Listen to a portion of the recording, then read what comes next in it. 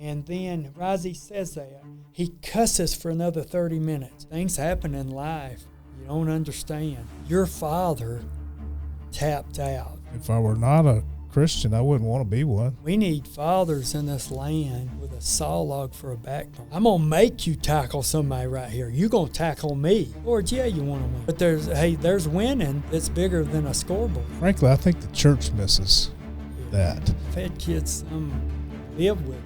This little kid's being left to be raised by dogs.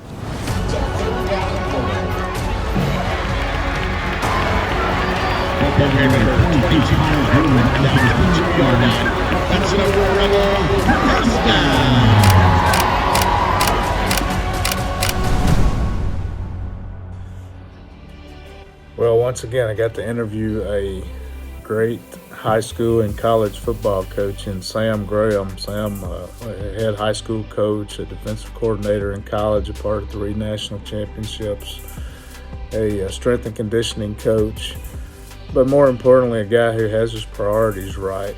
And Sam said some things in this interview that just really struck me and really hit home. He said, it's not what your mouth says, it's what your feet do. And he also said that winning is much more than the scoreboard. Winning in life is more important than winning on the field. But Sam is a winner. He's a guy that likes to win ball games. One of the most moving parts is that I got to interview several of Sam's former players, and one of those former players was a young man who's now an adult and has his own family. And he said that he was a fatherless child, and Coach Graham took him to live in his house and modeled for him what a family should look like. And that guy has never forgotten it. And I just think that's the epitome of Coach Sam Graham. So you're going to enjoy hearing what he has to say. And there's a moving part of the interview where he talks about his dad who recently passed away. He was a high school coach and very highly respected. And several of his dad's former players came by to see him in his final days. But I want to mention this one thing. One of his former players said this. He said, Sam Graham is the closest thing I've ever seen to somebody walking in Jesus' footsteps. I wish we could all have that said about us. Sam, unfortunately, was stricken with MS a few years ago and has not been able to coach. He is an analyst. He studies film and helps teams in that regard. So enjoy the interview with Sam Graham. Hope you get something out of it. Welcome back to That's My Dad, where we're trying to inspire fathers to be great dads. This is the football coaches edition, season 2, and we've got a great guy here. Today is the first day I've met Sam Graham, but I'm going to tell you, I've heard so many good things about Sam Graham, a college and high school football coach. Just an incredible guy. Sam, you drove a long way to be here. Thank you, first of all, for that. But I've heard so many good things about you, and I'm looking forward to learning more about you. Kind of start us out, though. There might be somebody that don't know about you from a football perspective. Take us back to how you got interested in, you obviously played at some point. I did. Take us back to when you were at whatever age you started playing and kind of walk us up through the football part of your life. Well, I started playing when I was real small. My father was a coach about, I think he coached 3 years in all. And it was just sort of expected we're going to play sports. You know what I mean? Yeah, what level was he? He was coaching there at the high school. At the high school, okay. Yeah, where I was at. Okay. So you kind of grew up in that environment with your dad coaching all the time. So I started playing ball early, that's for sure. Yeah. Yes. And you obviously played through high school. Where was that? Sylvania High School. Okay. For those of you who don't know, might be from out of the state of Alabama. Sylvania's a town in Alabama. It's close to Fort Payne, Alabama. And then you went on to play in college. At UNA. At University of North Alabama. In the early 90s. Yeah. So tell us what happened from there. I went to UNA. I graduated from UNA. I stayed there in graduate school as a student coach and helped on defense there. And then I went back to my high school as a young coach for 2 falls as the head coach. And then the head coach at UNA called me back, who I'd played for.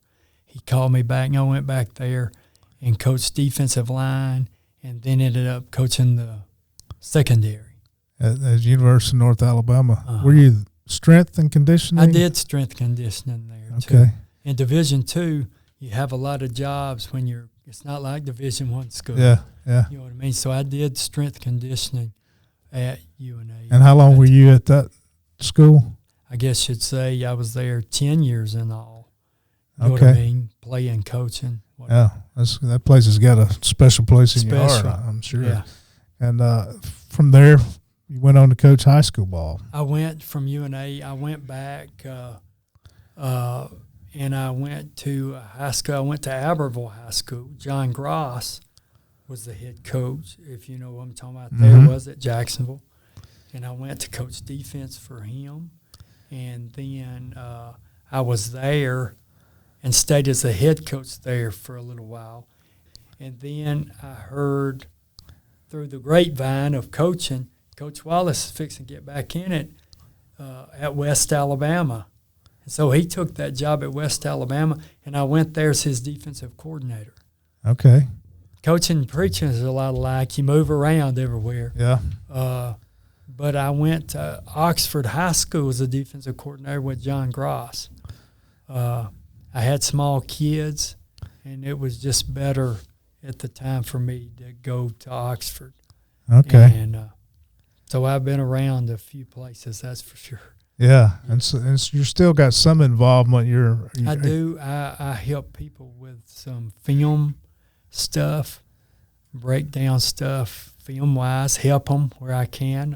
Coaching buddies. Yeah. You know, from the state of Arkansas back to the state of Alabama. So you're an analyst, we call it. I try to help them where I can. See, a lot of, and I've found out and kind of doing some background work on you. You have a lot of guys coaching who you mentored and coached. A lot of your players have gone on to be coaches. A lot of them.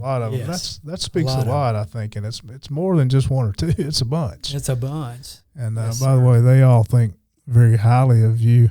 So that's kind of your football. Well, I didn't ask you what position you played. I played linebacker. Okay, that's kind of your football career. Tell us about your personal, your family life. My family, again, I was raised in a coach's home, and my dad passed away about a month ago, and of course left my mom. They'd been married 61 years at the time, and my mom named Annis Graham, and she was a great coach's wife or whatever, and then I'm married to Amy Graham, and we have 4 daughters, and one is married. I got 2 grandchildren, and very proud of them for sure. Yeah. And then I got a daughter as a junior at Jacksonville State, and then a daughter that's a junior in high school, and then one's a 10th grader. Okay. Yes, sir. All right. So you had a little health issue that kind of pushed you. You had to take a little break. Tell us about that, if you don't mind. Well, I started having things going on the right side of my body, but my right leg, and I'd had knee surgery when I was a senior. The first quarter of the first game when I was a senior playing, I tore my ACL, and then I just thought maybe that's from that. You know what I'm saying? Mm-hmm. So I would go to our trainers when I started, having those crazy feelings in my leg, and I thought it was from that knee surgery. So I went there, and they did all that testing stuff, and they was like, no, it's not your leg. I kept having some crazy things. I didn't understand it, and I didn't know what in the world it was. And then I fell down stairs. I couldn't walk downstairs well at all at that time, and we had a new little baby, and I was carrying my baby in my arms, and this was when I was in Oxford, And I walked down, I fell down the flight of stairs. And, of course, my wife was very upset, and she wasn't happy at all. And so she called Dr. Kane, and Dr. Kane said, you need to go see a neurologist. And they worked right there at St. Vincent's. And so I go. They did all these MRIs and things, or whatever. And that's what it ended up being.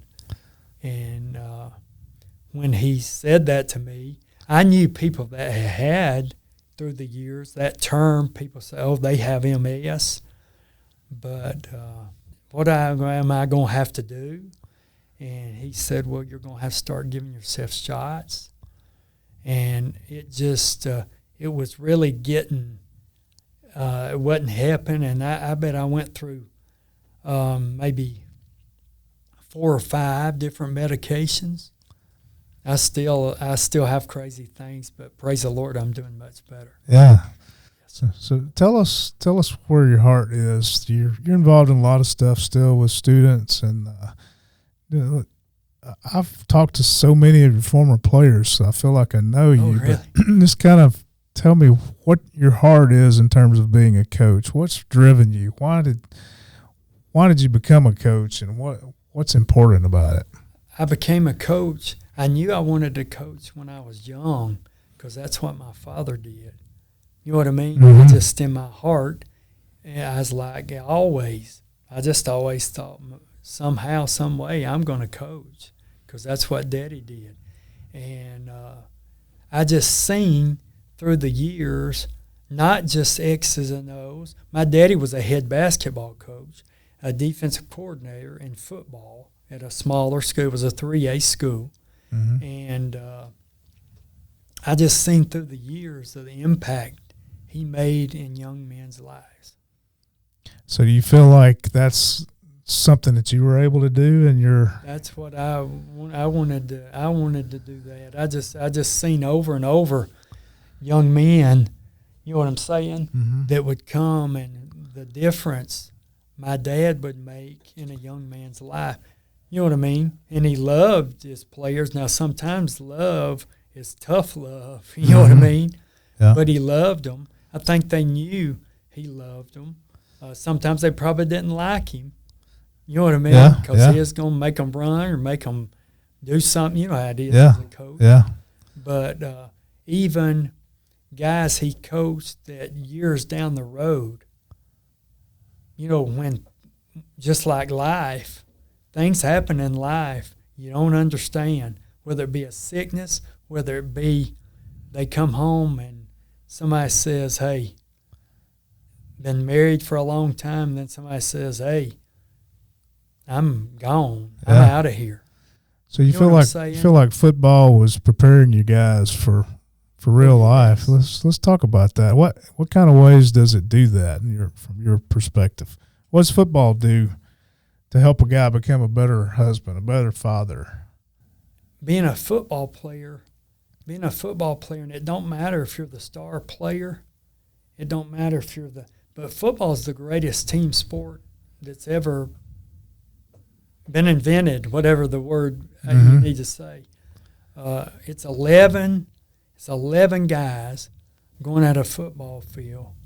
And if I get teary-eyed, because I don't get to coach it like I did, it's 11 guys going out on the field and fitting their piece of the puzzle to ultimately win the ball game.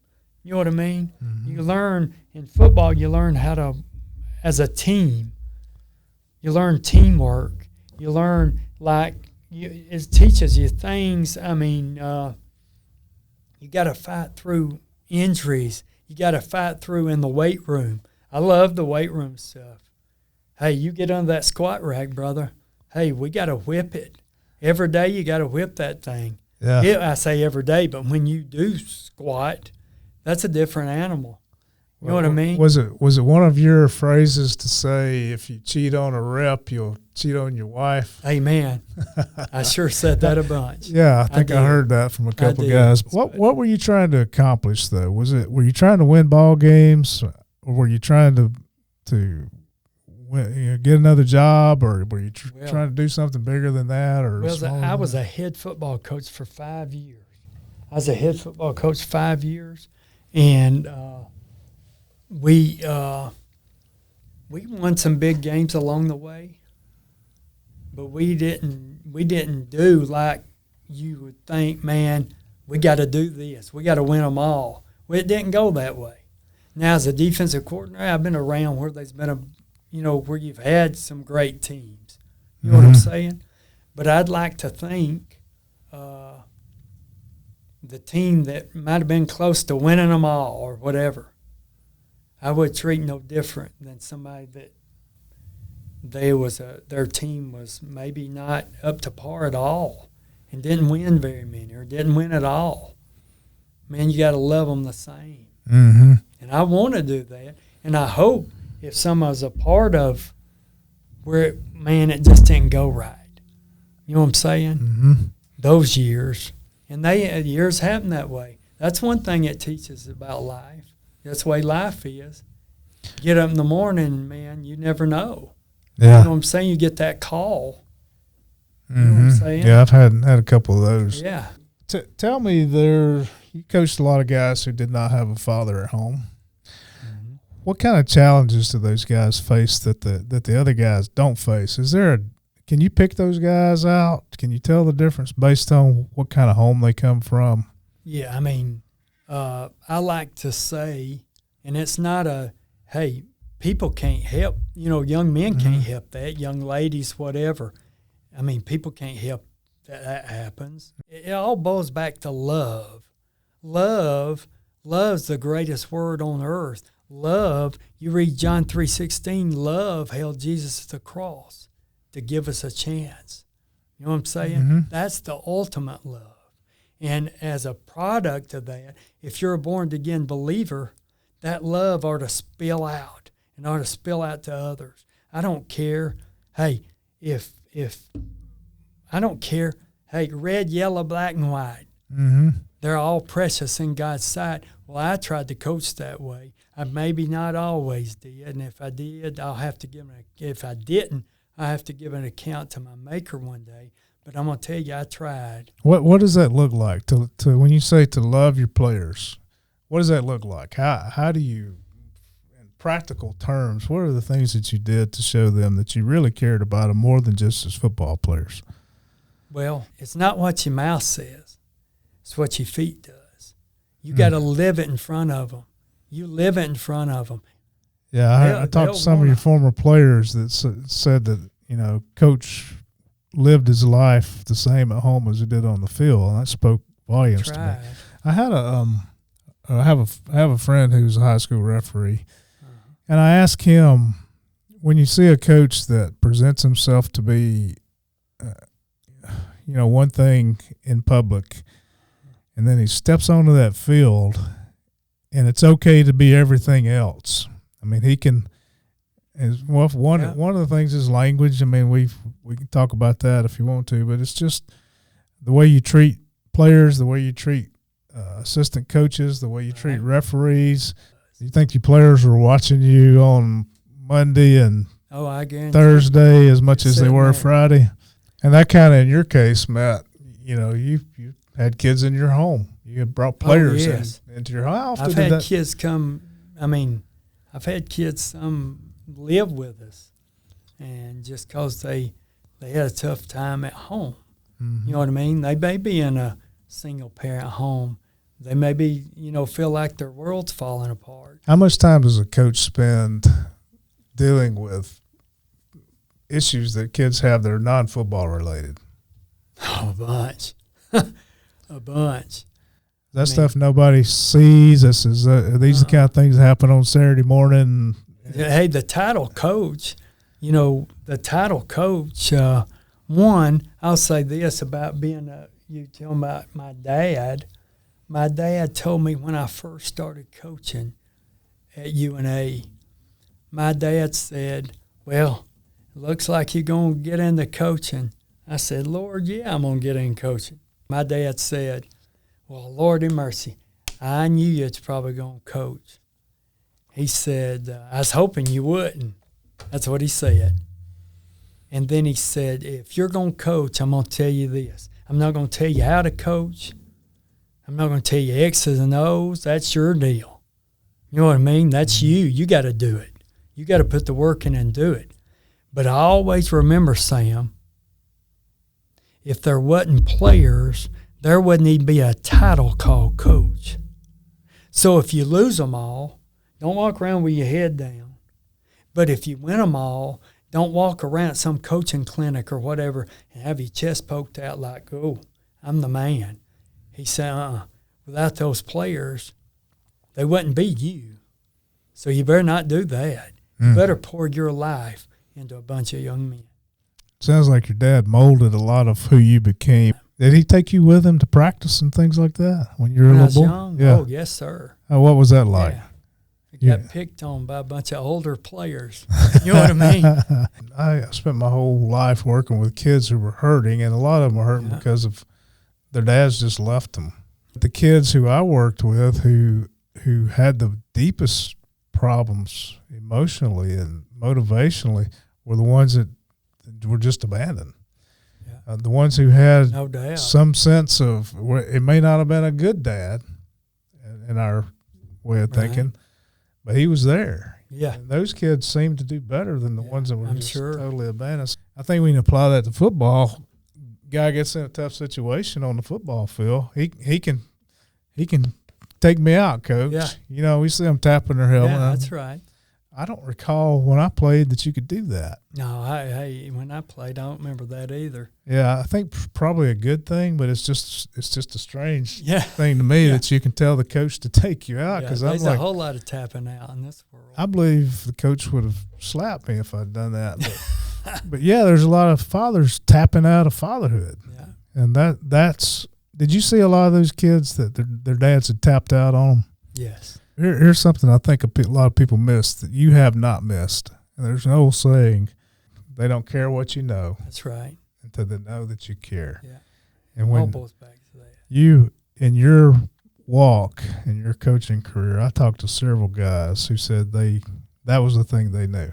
They knew that Coach Graham genuinely cared for them. And it wasn't because you came into practice every day and said, hey, I care about you guys. Yeah, it wasn't like that. It was things like, hey, I'm taking you home with me. Yeah. Because you need a break from your home life. Or I'm going to take you and let you hang out with me and my family. Yes. Because I want you to see what a family can be like. Amen. So they knew that they cared because they knew that you cared. And I think that's something that we miss, and frankly, I think the church misses that. I think the church is missing opportunities with fatherless kids every day because they're all around us. Yeah, I mean, no doubt. My church is down the street. There's a little boy, 6 years old, that lives a half a block from my church who has nobody, and we go Sunday and we sing our songs and listen to and we drive by his house, and this little kid's being left to be raised by dogs. Yeah. I mean, he's got a dad that's struggling, and, nothing against his dad. He's had some hard times. His mom left. And the church, I think, is missing the opportunity. So many times I think coaches are just outdoing the church when it comes to reaching the very people that Jesus would want us to reach. Fathers, we got to figure out how to instill a sense of accountability. We've made it too easy for guys to walk away. Yeah. And we've quit shaming it too. Right. We've accepted it as, oh well, that's just the way it is. I think we need to just shame those guys. I think there needs to be a red scarlet letter on every guy who walks away from his kids, and when he walks down the street, we should all give him a dirty look or maybe go kick him in the rear or something like that. I really think our society has got to step up to the plate and take these guys out behind the woodshed like we used to and say, you're not going to abandon that kid. Man, I can say that with passion because I have to deal with the kids. Right. And I see them crying. I see the tears coming down their face when they're wondering, where's my dad? Why did my dad not care? And in some cases, in football, it's why does my dad only show up when I start getting scholarship offers? That's right. Where was he when I was in Pee Wee? So as a society, we've got to kind of get back to that. The use of profanity on the football field seems to be. I think that's an excuse where you screwed up as a coach. You don't have the verbiage to coach a kid. So, hey, I don't have the verbiage to coach a kid and correct his mistakes. So I'm just going to get louder and louder and louder and cuss more and more and more. Then I don't really have to look like a fool because I really don't know what I'm talking about. I really don't know how to correct what that kid just messed up on, so I'm just going to cuss him. The culture is created by the coach. Yeah, it is. If the head coach and the assistant coaches, like there's a bad call or they feel like in the game or they feel like something else has happened that wronged the team or whatever, and they're on the sideline, they're cussing, they're screaming at the refs, they're going crazy. If you'll watch, not long down the road, you'll see players, you'll see players giving the hands up and all that, and you'll see them. You can't tell what they're saying and whatever, but they may say something. Some may lead to a penalty. Yeah. Because they took on the identity, I guess, of the head coach. The coach set the culture for the whole team. That's right. So what's too far? I mean, we've had some instances of coaches hitting kids. That's way too far. Did you grow up in an era like I did where that happened? Well, I mean, I grew up in that time that during the time that it was not unusual for a coach to grab your face mask. But you know what I mean? Yeah. For as far as just now, I've been on a field before where a coach, matter of fact, my dad, where get the ball and say, hey, I'm going to make you tackle somebody right here. You're going to tackle me. Oh, my. And run the football. You know what I'm saying? I mean, So stuff your like dad that. must have been. Back and just whop somebody that, I hadn't seen. It's not acceptable. And, and the only thing we see is the one frame of a picture of a coach that's thrown something at a kid. Right. We don't know the whole context. And so it just seems, though, that we become more cautious as a society about what is allowed and permitted, and that's probably a good thing. Your dad passed. How old was he? He was 81. 81. And it's just been a month ago. Yes. You have any stories about something your dad did that impacted you? I was recruiting, and a buddy of mine was in an opposing college, and we actually was recruiting the same kid. It was in Atlanta, Georgia. Well, my dad, I came through Florence from where I live up here and going to Atlanta, and I picked Dad up, and he went with me. Well, we go over there, and we were on the sideline, and me and the coach, he's a great friend of mine, and we were sitting there just talking, small talk, whatever, and he looked at me and he said, "Hey, Coach, where's your dad?" And I wasn't really paying attention. You know what I mean? Mm-hmm. I mean, we was just talking, and we look, and I don't see Daddy. We look, and I don't see Daddy. And finally, after about half a quarter, we finally seen him, and he was down on the fence, and he was talking to a guy that looked like he was, I don't even know how to explain it. He looked like he was in a motorcycle gang. He had big, I don't know if it was spikes coming out his head or whatever. And Daddy was over there just, I mean, it's like they're his best friends when they, you know what I mean? Yeah. That's the way he was. When one thing, I've seen him do this, and he always used to use a phrase to people that, guys, maybe, a community he coached in or a former player, I've seen him do that a bunch, and he would go up and start talking, and he would go, "Now, I'm going to use my name." He would say, "Now, Sam, and he used to love to bird hunt, quail hunt. Now, Sam, if I was going quail hunting, I'd want you to go with me. Sam, if I was going to a football game, buddy, I'd want you with me. Sam, and he'd use all these instances knowing that's something they would love. And then at the end, he'd say, Sam, one day, I'm going to heaven. And I want you right there with me. And there's only one way to get there, and it's Jesus. Wow. So you remember your dad, didn't you? Oh, Lord, yeah. And I say that to people now. Yeah. Did you get to have some quality time with him before he passed? And I mean, he was having a very tough time.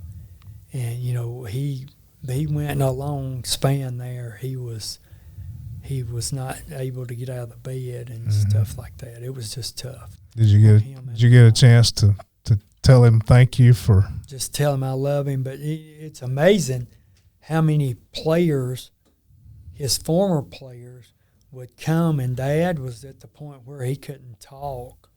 You know what I'm saying? And they would stand at that hospital bed, if you want to say, but it was in our living room where I grew up. And they would say, Coach, and they'd just stand over and talk just like, Coach, I remember that time I remember that time you know what I'm saying? And they'd just be standing there over him in tears. What do you think his legacy was as a coach? What do they remember him for? Just tough love. That's the only way I can put it. I mean, he just I know you say stuff about your father or whatever. You know what I'm saying? But he's the toughest dude I've ever been around. Wow. What do you think?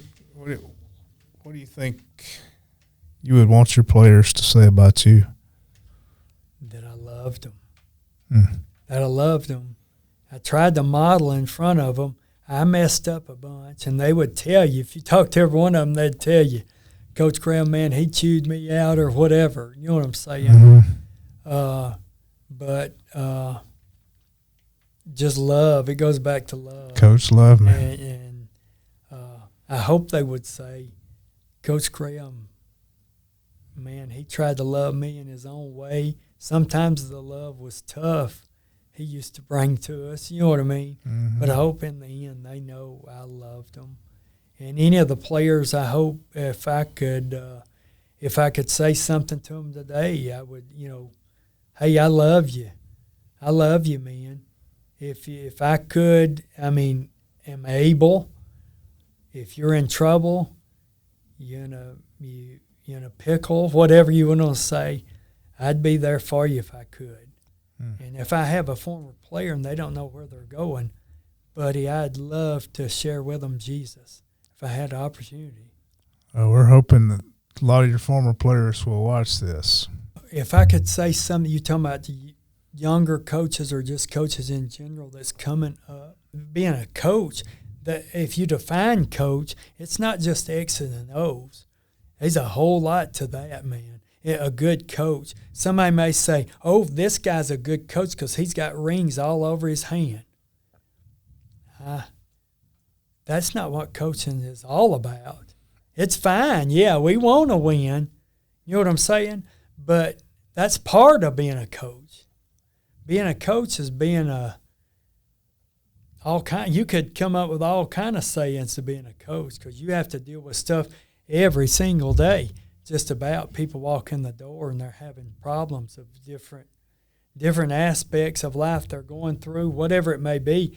You're dealing with a bunch of different people. I would say to young coaches, as the words of Dr. Adrian Rogers, you can't purify water by painting the pump. It's what's on the inside. It ain't about dressing up in some pretty outfit and, that makes me a coach. No, it don't. That ain't what makes you a coach. A coach is who, just like my father said, it goes back, without the players, there wouldn't be a title called coach. You pour your life, young coaches, whatever, you pour your life into young men. You pour your life into young men. But if that kid, there wasn't kids, they wouldn't be you. So you better pour your life into them. You better love on them. More than X's and O's, more than putting a ring on your finger. Although you want that. I mean, yes, they'd think, well, what kind of coach is this that don't even want to win ball game? Yeah, you want to win. Lord, yeah, you want to win. But there's winning that's bigger than a scoreboard. That's a great quote. There's winning bigger than a scoreboard. Yeah, there's winning bigger than the scoreboard. I've been a part of winning a national championship. Matter of fact, I can't talk, 3 of them at UNA. And I'm going to tell you what, when we won that first national championship, we finally did it. We was going crazy. You know what I'm saying? The whole sideline, the fans, everybody's going crazy. But you know what? You know what happened that very next day? The very next day is, right off the very next day, we got to win another one. It's the way it was. We got to win another one. We got to do it again. That's that second one. We got to do it again. Winning in life is 1,000,000 times more important than winning a ball game. You can tell a tree by the fruit it bears. That's right. So one of the things I like about you, I had never met you, and I had the chance to talk to several of your former players. That to me is fruit. And I knew before you ever stepped in the studio that you were the real deal, because I heard what people who saw you in the locker room, on the sidelines, on the field, and your home had to say about you. Well, I appreciate you saying that. Now, I am, if you'd have talked to my wife, you may be saying it to the team, say, uh-oh. This is just a little gift we put together for you to say thank you for all the investments you've made and through the years. And these were not hard to come by. These guys were eager to do this for you. Coach Graham, Jason Whitten. I was lucky enough to play under Coach Graham 20 years ago. It seems like yesterday. We were up there in Florence, beating heads, putting that war bonnet on. I still call a football helmet a war bonnet to this day. He'd say, put your war bonnet on and strap it up and let's go into war. He taught us a lot about football and a lot about the game, but he really taught us how to be men, and he prepared us for these days when I'm a parent. And I think about Coach Graham every day. He's a girl dad, and now I got 2 girls, 12 and 9, and raising them in this crazy world. And I tell you what, I think back on Coach Graham and how he approached life and how he approached parenting and being a father, and it really taught me a lot about being a girl dad. And, still can be you, still can be tough now. Coach, I love you, and can't wait to see you soon. And I love you. Thanks, Coach. Hey, you can't hoot with the anyway, you can't hoot with the Owls and soar with the Eagles. One of Coach Graham's sayings. Or hey, get your war bandit ready. We're about to go to war. That's another one of his sayings. So many good things I can say about Sam Graham, Coach Graham. Everyone knows that he don't blank, and I asked him a trick how he did it, and he finally showed me how he taught himself not how to blank. Coach Graham, through it all, has been there for me anytime I needed anything. So is Miss Amy. I just want to say that it's not a lot of coaches like Coach Graham in the world that is just worried about the inner man as much as he's worried about the outer man. It's only one Sam Graham, and he's going to tell you this before we get off the phone with you at least 1,000 times. Hey, brother, I love you. You hear me? I love you, brother, and I appreciate you, 5'6". Talk to you later. God bless. See you. Y'all gonna get me. Hey there, Big Daddy. My favorite Coach Graham saying, of which there are a lot, is that if you cheat a rep, you cheat on your wife, Big Daddy. And I believe that. I've said that thousands of times in my best Coach Graham voice over the years. It was your way of telling us that the character that we developed in the weight room and on the field would follow us for the rest of our lives. And Coach Graham, I've come to be a believer in that too. Coach, thank you. Thank you for setting an example for us and for me what it means to be a transformational coach. What's up, Big Man Graham? Just want to say thank you, and I appreciate you for the role that you played in my life. You know, just starting as my coach in ninth grade, giving me the nickname Chief, you know, helping me become the leader that I needed to be in life. You know, you helped me walk those footsteps. I tell a lot of people that you're one of the closest people that I've ever seen walk the walk that Jesus walked. So you're the perfect role model that I needed in my life. You know, you baptized me. You know, I'm forever grateful for what you ever done for me. You know, and that plays a role in what the family that I have now. You know, you allowed me to stay at your house during the playoffs my senior year. You and Miss Graham just kind of showing me what a real family looks like. I never really got to experience that growing up in a single mother household. So I looked up to you a lot. I may not have showed it all the time, and around that time, but later on, all these years, it's really an eye opener, and I always look back at it. I'm thankful, and there's no telling where I would be if you didn't come into my life. And I tell a lot of people, you was an angel that saved me. So, just want to say I thank you. I love you, and thanks for being the father figure that I needed.